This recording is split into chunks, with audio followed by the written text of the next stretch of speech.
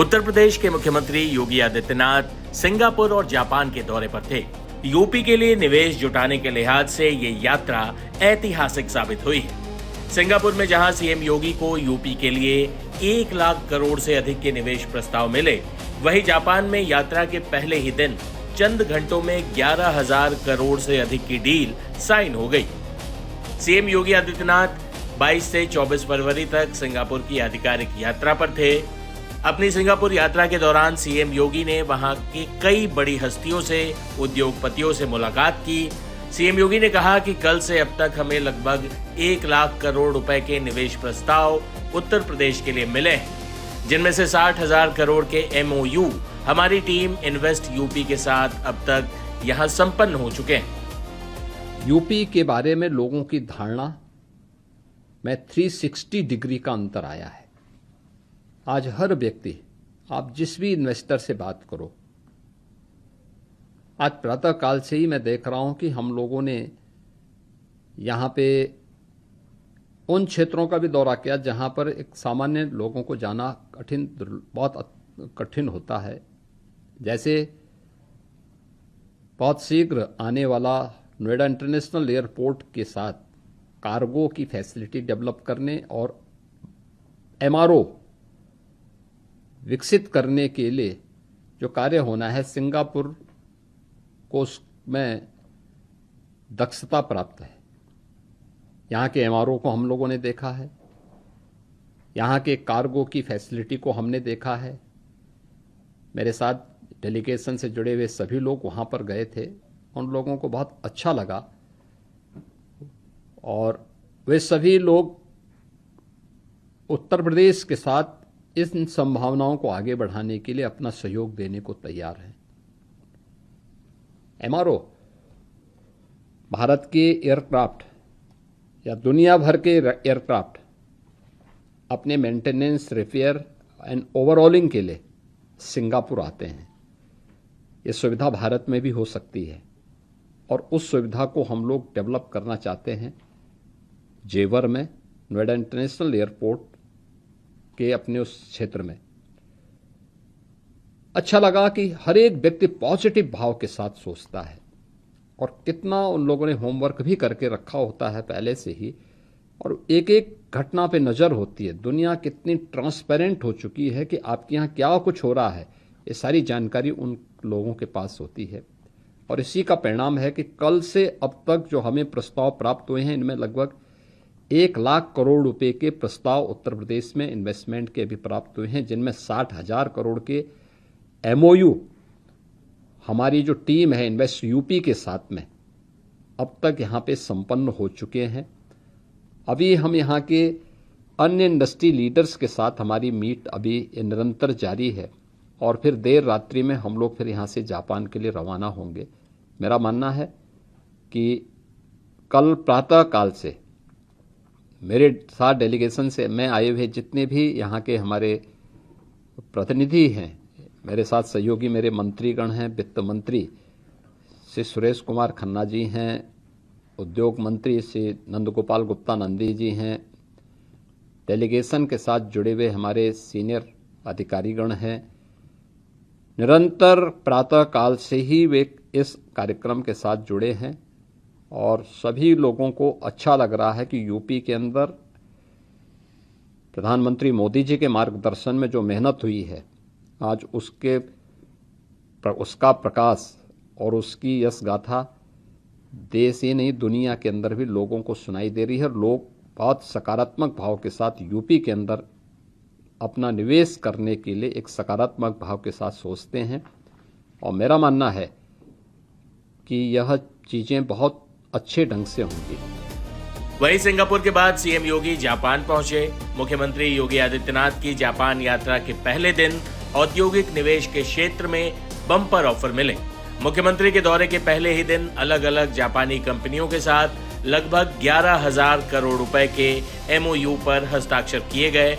Kubota Corporation, Minda Corporation, Japan Aviation Electronics Industry, Nagase and Company Limited, Seiko Advance, O&O group, Fuji Japanese JV और Fuji Silvertech Concrete Private Limited ने यूपी में निवेश के लिए समझौते पर हस्ताक्षर किए। ये समझौते कृषि उपकरण निर्माण, औद्योगिक मशीनरी उत्पादन, जल एवं पर्यावरण, अवसंरचना समाधान, ऑटोमोबाइल, इलेक्ट्रॉनिक्स, औद्योगिक प्रिंटिंग एवं ग्राफिक्स, हॉस्पिटैलिटी और रियल एस्टेट जैसे विविध क्षेत्रों से जुड़े हुए हैं। इनसे भारत में विनिर्माण क्षमता के विस्तार और औद्योगिक सहयोग को नई दिशा मिलने की उम्मीद है। सुनिए जापान में सीएम योगी ने क्या कुछ कहा। पिछले 9 वर्ष के अंदर अनेक एक्सप्रेसवे उत्तर प्रदेश के अंदर स्थापित हुई।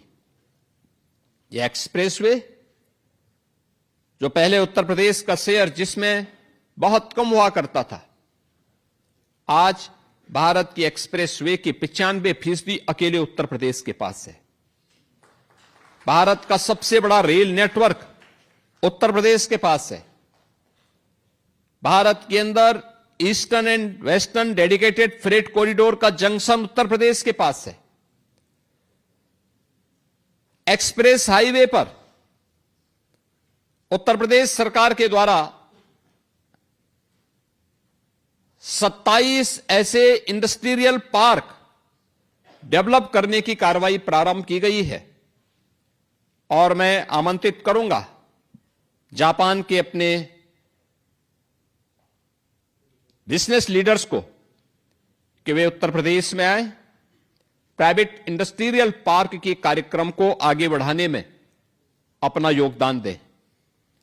और मुझे बताते हुए प्रसन्नता है कि एयर कनेक्टिविटी में जितनी बड़ी सफलता उत्तर प्रदेश ने प्राप्त की है, हमने पिछले 9 वर्ष के अंदर उत्तर प्रदेश के अंदर 16 डोमेस्टिक, 4 इंटरनेशनल एयरपोर्ट संचालित किए हैं और भारत का सबसे बड़ा international airport Noida international airport बहुत शीघ्र संचालित होने वाला है। नोएडा इंटरनेशनल एयरपोर्ट के पास ही हम लोगों ने जापान के निवेशकों के लिए जापान इंडस्ट्रियल सिटी के निर्माण की कार्रवाई को भी आगे बढ़ाया है, जिसके लिए 500 एकड़ की भूमि वहां पर आवंटित भी की है। चाहे वह जेवर नोएडा इंटरनेशनल एयरपोर्ट हो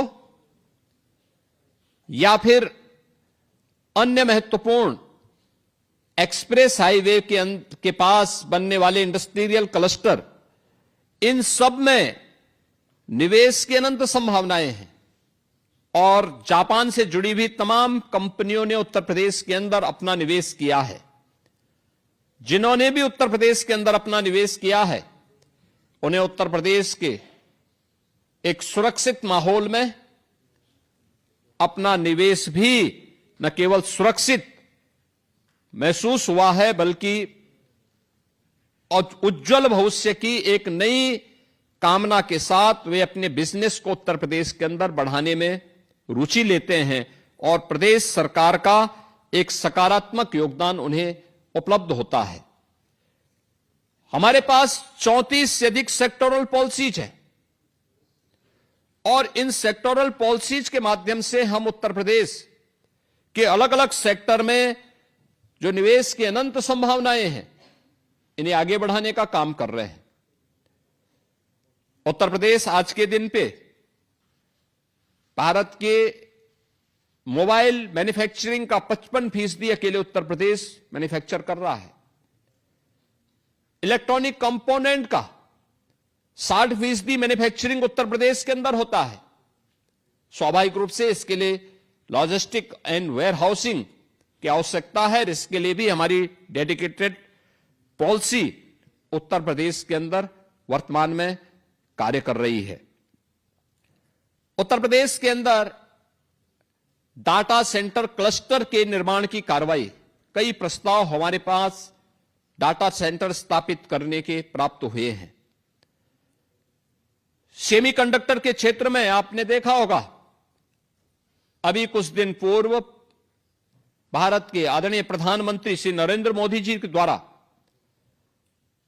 उत्तर प्रदेश में नोएडा इंटरनेशनल एयरपोर्ट के पास ही एक सेमीकंडक्टर यूनिट की आधारशिला रखी गई है। इन सभी सेक्टर्स में जो संभावनाएं उत्तर प्रदेश के अंदर हैं, उन संभावनाओं को आगे बढ़ाने के लिए और आप सब के सहयोग को प्राप्त करने के लिए आज हम सब यहां पर आपके सामने उपलब्ध हुए हैं। उत्तर प्रदेश में आपका निवेश इसलिए भी सुरक्षित है और आपके लिए भी सुखद अनुभूति का क्षण उपलब्ध कराता है, क्योंकि उत्तर प्रदेश में एक सुरक्षित वातावरण है, स्केल है, तो उस स्केल को स्किल में बदलने की सामर्थ्य भी है, स्टेबिलिटी है, स्पीड है।